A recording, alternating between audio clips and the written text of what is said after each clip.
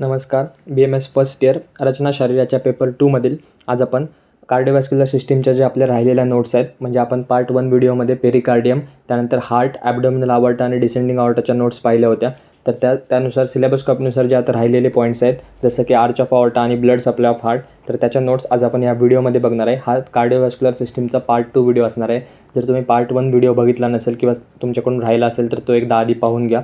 तो सुद्धा खूप इम्पॉर्टंट आहे तुम्हाला एक्झामच्या दृष्टीने. तसंच हा जो आजचा व्हिडिओ आपण बघणार आहे त्यासुद्धा नोट्स तुम्हाला इम्पॉर्टंट आहेत युनिव्हर्सिटी एक्झामच्या दृष्टीने. तर व्हिडिओ शेवटपर्यंत नीट संपूर्ण ऐका व पहा आणि ते तुमच्या नोट्समध्ये लिहून घ्या. तसंच जर तुम्ही BMS फर्स्ट इयर संबंधित इतर विषयाचे इतर व्हिडिओ जर चॅनलवर पाहिले नसतील तर एकदा चॅनल व्हिजिट करून प्लेलिस्टमध्ये जाऊन तुम्ही सर्व पाहू शकता. तुम्हाला एक आयडिया येईल की आपण कोणते कोणते व्हिडिओ अपलोड केले आहेत किंवा तुमचं काय राहिलं आहे का.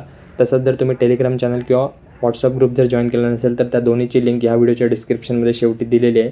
तिथे जाऊन तुम्ही ते दोन्ही जॉईन करू शकता. तिथे सुद्धा आपले रोजचे अपडेट्स येत राहतात.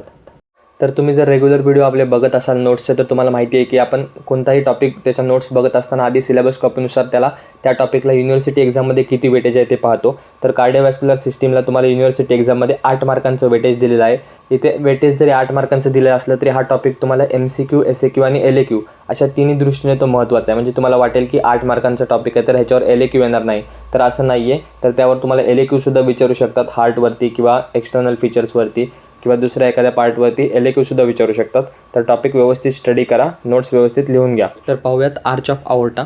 The aorta is the great arterial trunk which receives the oxygenated blood from the left ventricle and then distributes it to the all parts of body. म्हणजे आपल्याला माहिती आहे की हार्टचं बेसिक फंक्शन काय आहे, तर ब्लडला पंप करणे.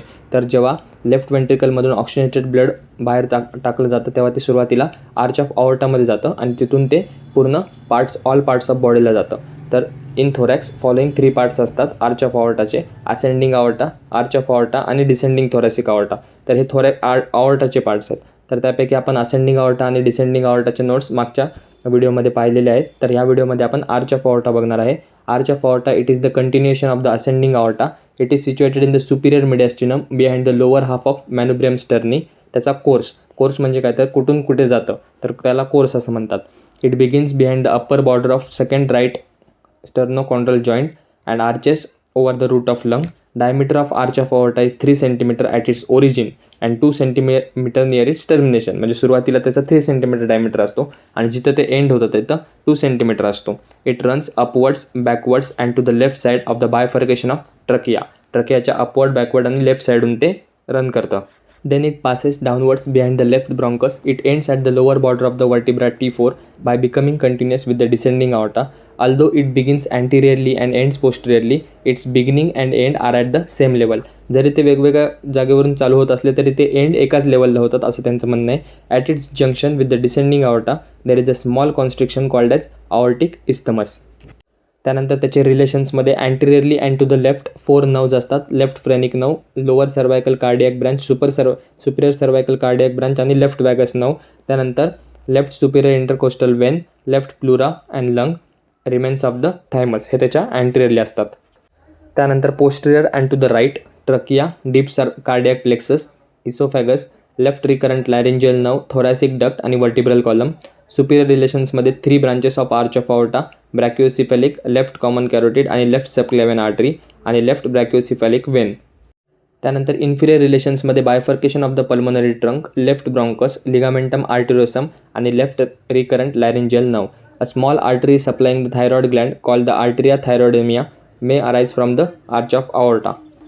त्यानंतर ब्रांचेस, आता कोणत्या ब्रांचेस आहेत तर brachiocephalic trunk further divides into right common carotid artery आणि राईट सबक्लेव्हन आर्टरी. त्यानंतर लेफ्ट कॉमन कॅरोटिड आर्टरी आणि लेफ्ट सबक्लेव्हन आर्टरी ह्या त्याच्या ब्रांचेस आहेत.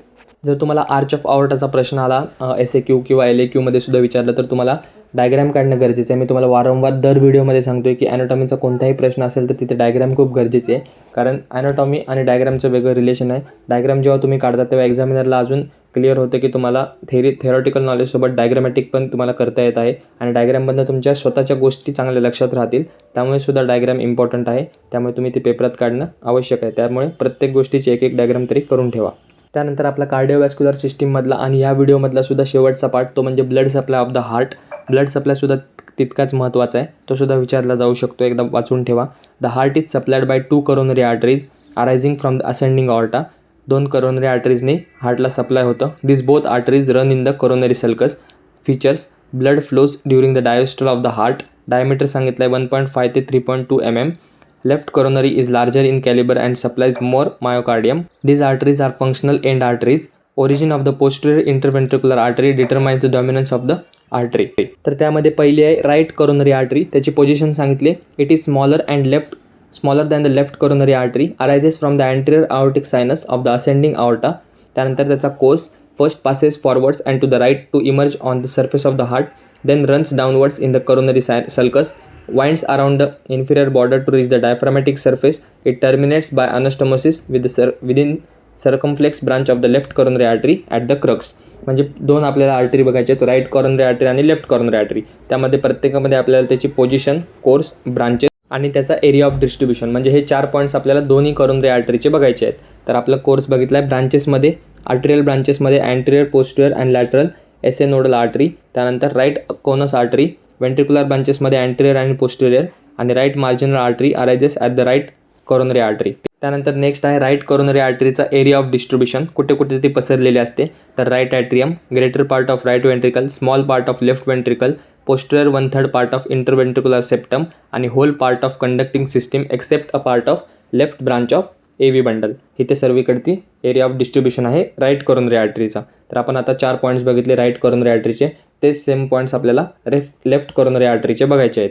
तर लेफ्ट कॉर्नरी आर्टरीमध्ये सुरुवातीला position, it is larger than the right coronary artery, arises from the left posterior aortic sinus of the ascending aorta. Course सांगितला आहे first runs forwards and to the left of the surface of heart. Left coronary artery further continues as the circumflex artery. It runs to the left in the left anterior coronary sulcus, winds around the left border of the heart and continues in the left posterior coronary sulcus. It terminates by anastomosing with the right coronary artery. त्याच्या branches सांगितलेत. Anterior interventricular branch is the largest branch.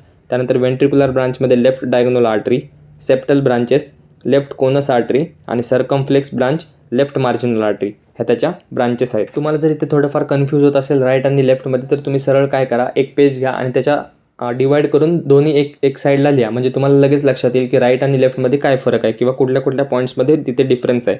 आणि त्यानुसार तुम्ही comparatively study करून लक्षात ठेवा. आणि शेवटचा पॉईंट आहे तो म्हणजे area of distribution left coronary आर्टरीचा. म्हणजे लेफ्ट कॉर्नरी आर्टरी कुठे कुठे डिस्ट्रीब्यूट झालेली आहे. तर लेफ्ट ॲट्रियममध्ये greater part of left ventricle, smaller part of right ventricle, anterior part of the interventricular septum आणि part of left branch of AV bundle. इथे लेफ्ट कॉर्नरी आर्टरी डिस्ट्रीब्यूट झालेली आहे. तर ह्या होत्या कार्डिओवॅस्क्युलर सिस्टीम संबंधित संपूर्ण नोट्स. 2 पार्टमध्ये आपण त्या नोट्स पाहिलेल्या आहेत. दोन्ही पार्ट जर तुम्ही बघितले नसतील तर एकदा व्यवस्थित संपूर्ण शेवटपर्यंत नीट पाहावा, ऐका आणि तुमच्या नोट्समध्ये लिहून घ्या. तसंच हा जर व्हिडिओ तुम्हाला आवडला असेल तर व्हिडिओला लाईक करा, चॅनलला सबस्क्राईब करा, तुमच्या इतर मित्रांमध्ये शेअर करा. आपण भेटूया पुन्हा लवकरच अशाच एका नवीन व्हिडिओमध्ये नवीन टॉपिकसोबत. धन्यवाद. So guys, subscribe Ayurveda Essence for more such videos. You will get all handwritten notes here.